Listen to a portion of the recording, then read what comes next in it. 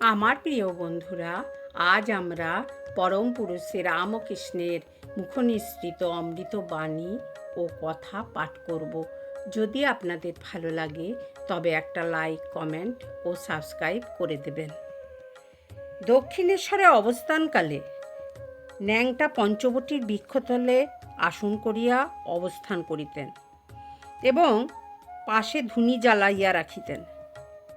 নাগা সাধুরা অগ্নিকে মহাপবিত্রভাবে দর্শন করে। রোদ হোক, বর্ষা হোক, ন্যাংটা ধুনি সমভাবেই জ্বলিত। একদিন সন্ধ্যার পর ঠাকুর পুরীজির ধুনির ধারে বসিয়া আছেন। এমন সময় বাগানের চাকর বাকরদের একজন তামাক খাইবার বিশেষ ইচ্ছা হওয়ায় কলকেতে তামাক সাজিয়া অগ্নির জন্যে সেখানে উপস্থিত হইল এবং ধুনির কাঠ টানিয়া অগ্নি লইতে লাগিল। হঠাৎ সেদিকে লক্ষ্য পড়ায় ন্যাংটা ভীষণ বিরক্ত ও ক্রুদ্ধ হইয়া তাহাকে গালিগালাজ করিতে লাগিলেন। এমনকি চিমটা তুলিয়া তাহাকে দুই এক ঘা দেবার মতো ভয়ও দেখাইতে লাগিলেন। ঠাকুর পুরীজির ঐরূপ ব্যবহারে অর্ধবাহ্য দশায় হাস্যের রোল তুলিলেন। তোতা এই ভাব দেখিয়া আশ্চর্য হইয়া বলিলেন, তুমি অমন করছো যে? ঠাকুর হাসিতে হাসিতে বলিলেন, তোমার ব্রহ্মজ্ঞানের দৌড়টা দেখছি।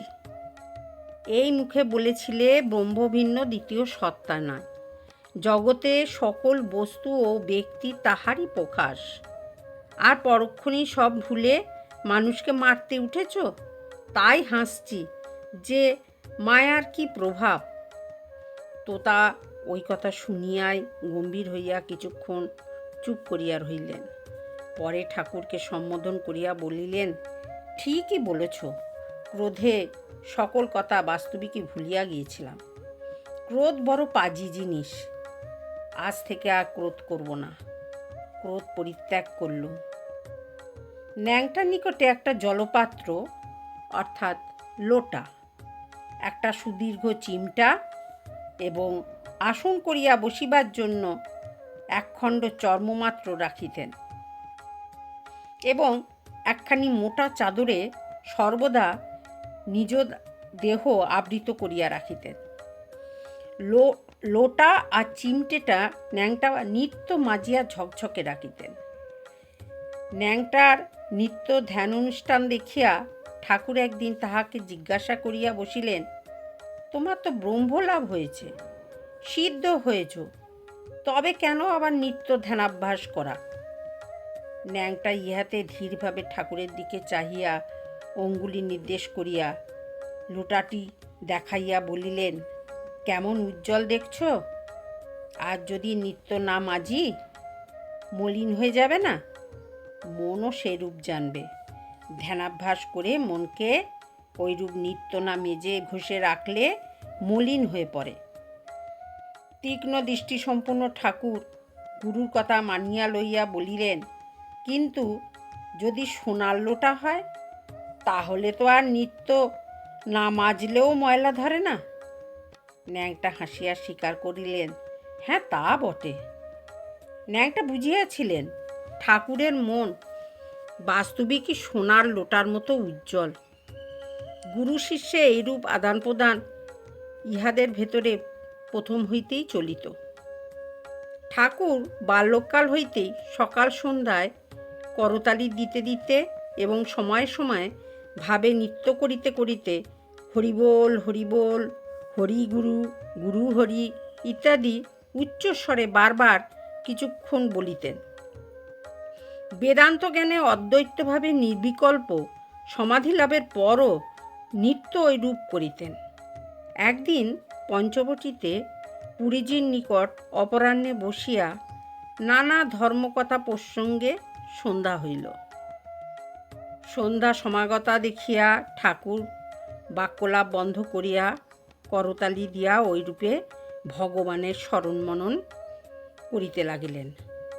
তাহাকে ওইরূপ করিতে দেখিয়া পুরীজি অবাক হইয়া ভাবিতে লাগিলেন, যিনি বেদান্ত পথের এত উত্তম অধিকারী, যে 3 দিনেই নির্বিকল্প সমাধি লাভ করলেন, তাহার এইসব অনুষ্ঠান কেন?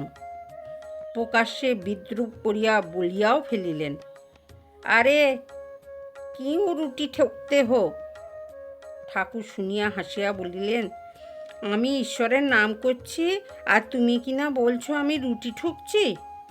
পুরীজিও ঠাকুরের বালকের ন্যায় কথায় হাসিতে লাগিলেন এবং বুঝিলেন ঠাকুরের ওইরূপ অনুষ্ঠান অর্থশূন্য নহে।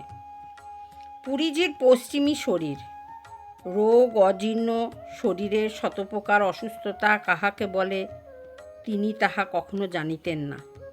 কিন্তু বাংলার জল বাংলার বায়ুতে কয়েক মাস বাস করিতে না করিতেই সেই বলিষ্ঠ দৃঢ় শরীর রোগ প্রবেশ করিল। পুরীজি কঠিন রক্ত আমাশার রোগে আক্রান্ত হইয়া পড়িলেন। দিবারাত্র পেটের মোচড়ে ও টনটানানিতে পুরীজির ধীর স্থির সমাধিস্থ মনও অনেক সময় ব্রহ্ম সদ্ভাব হইতে বিচ্যুত হইয়া শরীরের দিকে আসিয়া পড়িতে লাগিল। পুরীজি ক্রমে ওই হাড়মাসের খাঁচাটার উপর অত্যন্ত বিরক্ত হইয়া উঠিলেন। ভাবিলেন, জানিয়াছি তো শরীরটা কোনো মতেই আমি নই, তবে এই পচা শরীরটার সঙ্গে আর কেন থাকিয়া যন্ত্রণা অনুভব করি।